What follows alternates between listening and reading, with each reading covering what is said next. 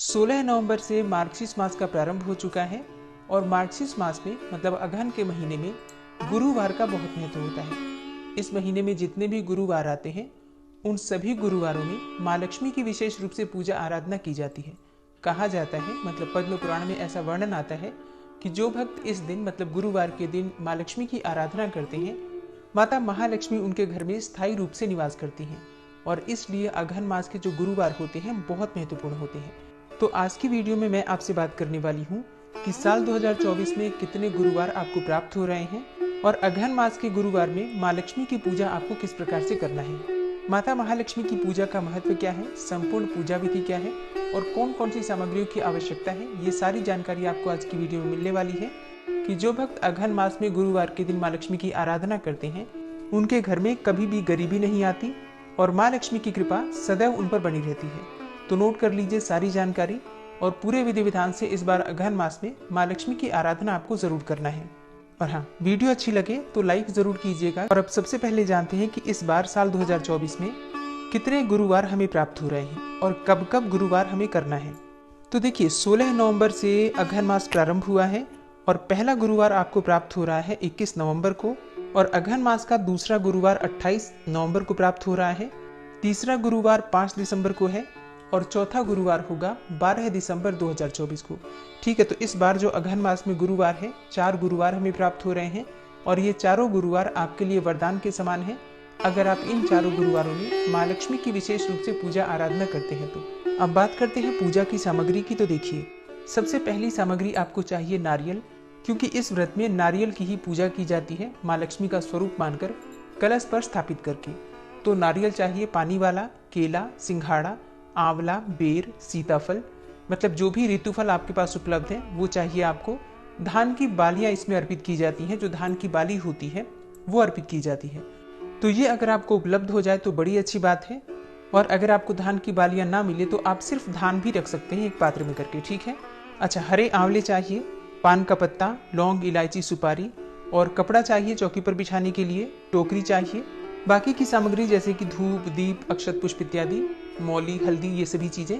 अब बात करें पूजा विधि के बारे में तो देखिए इस व्रत में मतलब इस पूजा में एक दिन पहले से ही पूजा की तैयारी कर ली जाती है। जैसे कि बुधवार के दिन घर की अच्छे से साफ सफाई की जाती है।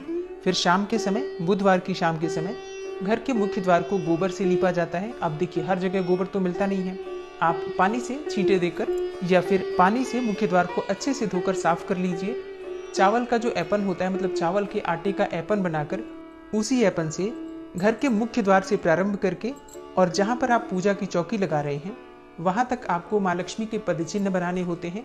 आती हुई माँ लक्ष्मी आपके घर में इस प्रकार से माँ लक्ष्मी के पैरों के निशान बना लीजिए। आप चाहें तो स्वास्तिक भी बना सकते हैं, कोई रंगोली भी बना सकते हैं। मतलब एक तरीके से शुभता दी जाती है, पूजा स्थल से लेकर और घर के मुख्य द्वार तक अच्छे से सजाया जाता है ताकि गुरुवार को माँ लक्ष्मी आपके घर में आए। पद्म पुराण में ऐसा वर्णन मिलता है कि गुरुवार को, अगहन मास के गुरुवार को माँ लक्ष्मी ब्रह्म मुहूर्त में भ्रमण करती हैं और जो भक्त माँ लक्ष्मी की आराधना करते हैं, पूजा करते हैं, मंत्रों का जप करते हैं और घर के मुख्य द्वार को साफ करके रंगोली बनाकर रखते हैं, दीप जला कर रखते हैं, उनके घर में माँ लक्ष्मी प्रवेश कर जाती हैं।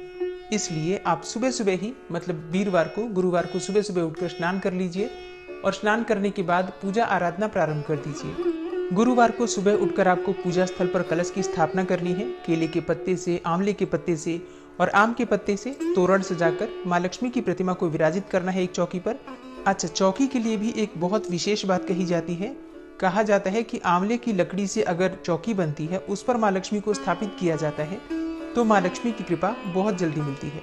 तो वैसे तो आंवले की लकड़ी से पीढ़ा भी बनता है, मतलब पाटा भी बनता है लकड़ी का, और लक्ष्मी जी की जो प्रतिमा होती है वो भी आंवले की लकड़ी से ही बनवाते हैं लोग, और इस पर हाथी विराजमान किया जाता है, वो भी आंवले की लकड़ी से ही बनने को बताया गया है। अब इतनी चीजें हो नहीं पाती हैं, ऐसे में आपके पास जो भी चौकी है घर में आप उसे ही साफ सुथरा करके और जहां पर आपको माँ लक्ष्मी की प्रतिमा स्थापित करके पूजा आराधना करना है वहां पर आप चौकी विराजित कीजिए। इस पर लाल रंग का वस्त्र बिछा दीजिए और आपके घर में जो लक्ष्मी जी की मूर्ति है आप उसी मूर्ति को स्थापित करके पूजा कर सकते हैं।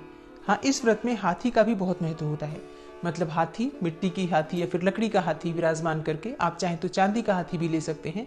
माँ लक्ष्मी के दोनों तरफ हाथी की स्थापना भी की जाती है और फिर विधि विधान से गज लक्ष्मी स्वरूप की पूजा की जाती है, जो कि समस्त प्रकार के ऐश्वर्य प्रदान करने वाली है। कलश की स्थापना आवश्यक होती है।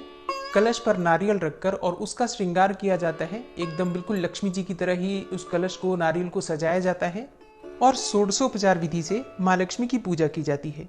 देखिए, विशेष रूप से पूजा होती है ये, इसलिए 16 उपचारों से माँ लक्ष्मी की आराधना की जाती है। अगहन गुरुवार के दिन चारों पहर में माँ लक्ष्मी की आराधना की जाती है, मतलब सुबह ब्रह्म मुहूर्त में, और इसके बाद से फिर आप दोपहर में पूजा करते हैं, फिर शाम को करते हैं और फिर अर्धरात्रि में करते हैं। अगर चारों समय नहीं कर पाते हैं तो कम से कम 3 बार जरूर करना चाहिए। सुबह, दोपहर, शाम, तीनों समय माँ लक्ष्मी के मंत्र के जप करने चाहिए। और जैसे कि कई भक्त हैं जो कि पूरे समय घर में नहीं रह पाते हैं, सुबह और शाम उपलब्ध हैं आप, तो फिर सुबह और शाम कर लीजिए, ठीक है। सुबह ब्रह्म मुहूर्त में कर लीजिए और फिर शाम को प्रदोष काल में आप कर सकते हैं। मतलब जैसा भी समय आपके पास हो उसके अनुसार आप कर सकते हैं। अगहन गुरुवार में आपको सुबह जल्दी उठना होता है। जल्दी का मतलब होता है 3 से 4 बजे के बीच में आप उठ जाइए। उठकर नित्य कर्मों से निवृत्त हो जाइए, स्नान कर लीजिए। इसके बाद घर का मुख्य द्वार आप खोलते हैं और फिर आप दीपक प्रज्वलित कीजिए। घर के मुख्य द्वार के दोनों तरफ आपको दीप प्रज्वलित करना होता है और माँ लक्ष्मी के चरण चिन्ह आप जरूर बना लीजिए। जहाँ से मुख्य द्वार प्रारंभ होता है वहाँ से लेकर और चौकी जहाँ पर आपने स्थापित की है वहाँ तक आपको माँ लक्ष्मी के चरण चिन्ह बनाने हैं। और फिर विधि विधान से माँ लक्ष्मी की पूजा आराधना करके आप मंत्र जप कर सकते हैं। अपनी इच्छा के अनुसार आप चाहें तो श्री सूक्त का पाठ कर सकते हैं, कनकधारा स्तोत्र का पाठ कर सकते हैं या माँ लक्ष्मी का कोई भी मंत्र जप सकते हैं। ऐसा कहा जाता है, मतलब इस व्रत का विधान है कि आप जो भी माला जपते हैं, जो भी मंत्र करते हैं या स्तोत्र पाठ कर रहे हैं, कम से कम 16 की संख्या में जरूर पढ़ना है। जैसे कि 16 बार आप श्री सूक्त का पाठ कर सकते हैं या कनकधारा करते हैं तो कनकधारा भी 16 बार कर सकते हैं या फिर 16 माला माँ लक्ष्मी के मंत्र का जप कर सकते हैं, ठीक है। इस व्रत को अगर आप धारण करते हैं तो दिन में आप फलाहार कर सकते हैं और शाम के समय, शाम की पूजा करने के बाद माँ को जो भोग अर्पित करते हैं, प्रसाद स्वरूप में खाकर अपना व्रत खोल सकते हैं। अगहन गुरुवार के व्रत में मीठा भोजन ही किया जाता है, मतलब शाम के समय जो आप भोजन करते हैं मीठा भोजन ही होता है। मान लीजिए आपका स्वास्थ्य खराब है और पूजा करना चाहते हैं तो फिर शाम के समय सेंधा नमक खा सकते हैं और दिन में फलाहार कर सकते हैं, ठीक है। तो अपने स्वास्थ्य का ध्यान रखते हुए भी आप पूजा आराधना कर सकते हैं। 21 नवंबर को पहला गुरुवार है और गुरुवार की आप सभी को, अगहन गुरुवार की आप सभी को बहुत बहुत शुभकामनाएं। माँ लक्ष्मी आप सबके घर में विराजित हो, इसी कामना के साथ आज की वीडियो का समापन करते हैं।